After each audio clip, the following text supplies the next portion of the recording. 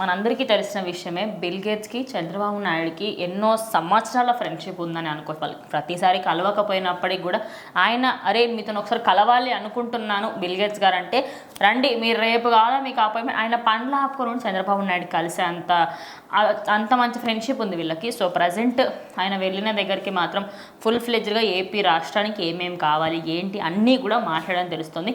ఆయన మాత్రం ఒక చిన్న గిఫ్ట్ ఇచ్చి మై బెస్ట్ అన్నట్టుగా, మై బెస్ట్ ఫ్రెండ్ అన్నట్టుగా మెన్షన్ చేశారంట. అది ఏంటి? సో బిల్ గేట్స్ గారు ఒక బుక్ రాశారంట. అంటే ఆయన జర్నీని, ఫ్యూచర్ని ప్రిడిక్ట్ చేసి ఇట్లా ఉండబోతుందని ఒక సోర్స్ కోడ్ అని చెప్పి, అది తర్వాత తరాలకి ఎలాగన్నా ఉపయోగపడేటట్టు దానిలో నుంచి కొన్ని కీవర్డ్స్ తీసుకుని వాళ్ళు వర్క్ చేసేటట్టు కూడా సోర్స్ కోడ్ అని ఒక బుక్ రాయడం జరిగింది. అందులో ఆయన లైఫ్ స్టోరీ ఉంటుంది, ఆయన చేసిన స్టోరీ ఉంటుంది, ఫ్యూచర్లో చేయబోయే స్టోరీ కూడా ఉంటుంది. సో ఆయన ఉన్నా లేకపోయినా ఆ సోర్స్ కోడ్ అనే బుక్ అది తరతరాలకి ఉపయోగపడేటట్టుగా రాశారనమాట.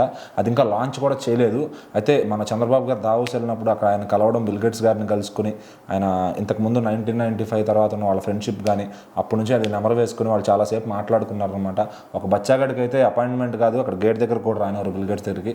బట్ బాబు గారు వెళ్ళంగానే ఆయన మళ్ళీ కలిసి ఆయనతో మంచిగా ఒక కాఫీ టైం షేర్ చేసుకుని కొంత మళ్ళీ పాత విషయాలు నెమరు వేసుకుని అలాగే వెళ్తుంటే ఆయనకు ఒక my best friend working, it's honour to working together with you అని చెప్పి రాసి బెస్ట్ రిగార్డ్స్ అన్నట్టుగా రాసి ఆయన సంతకం పెట్టించారు. సో ఆ బుక్ని అయితే చంద్రబాబు గారు అటు నుంచి తెచ్చుకున్నారనమాట.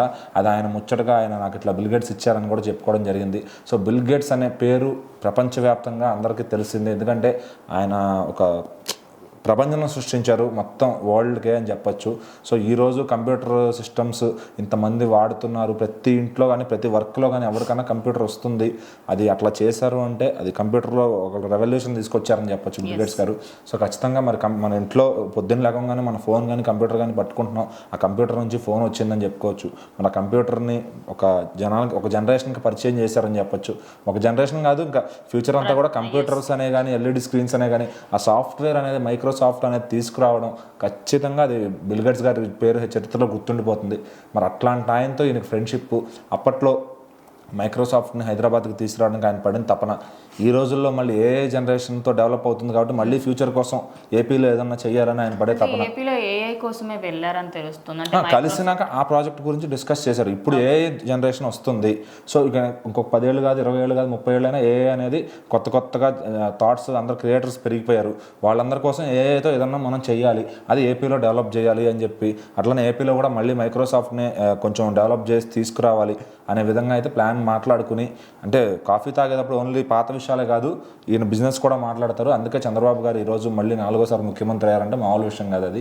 సో ఆయనకున్న సమర్థత వేరే ఏ నాయకుడికి ఉండకపోవచ్చు. సో వ్యక్తిగతంగా జనాలకు కొంతమంది ఏదన్నా ఆయన మీద దురాభిప్రాయం ఉండొచ్చు, కానీ వర్క్ విషయంలో మాత్రం చంద్రబాబు గారిని బీట్ చేసేవాళ్ళు లేడని చెప్పాలి. మరి బిల్ గేట్స్ కూడా ఫిదా అయిపోయి ఆయనతో కలిసి బిజినెస్ చేయాలి, అంటే ఆయనతో ఏదన్నా చేయాలి అని ముందుకు సాగుతున్నారంటే ఆయనకున్న క్రెడిబిలిటీ అది చంద్రబాబు గారిది. అది ఎవరికి రాదు, సాధ్యం కాదు కూడా ఈ జన్మలో. ఖచ్చితంగా ఒక తెలుగువాడు ఆ బిల్ గేట్స్ అనేవాడిని తల ఉంచి ఇక్కడికి తీసుకొస్తున్నాడు ఖచ్చితంగా. అంటే మళ్ళీ ఒకటోసారి కూడా కాదు, ఇది రెండోసారి మళ్ళీ అది సాధించగలిగారంటే is one and only NCBN ప్రౌడ్గా చెప్పుకోవచ్చు తెలుగు వాళ్ళందరూ. సో మరి ఆంధ్రప్రదేశ్ కూడా మరి ఐటీ హబ్లో మరింత డెవలప్ అవ్వాలని మనం కూడా కోరుకుందాం.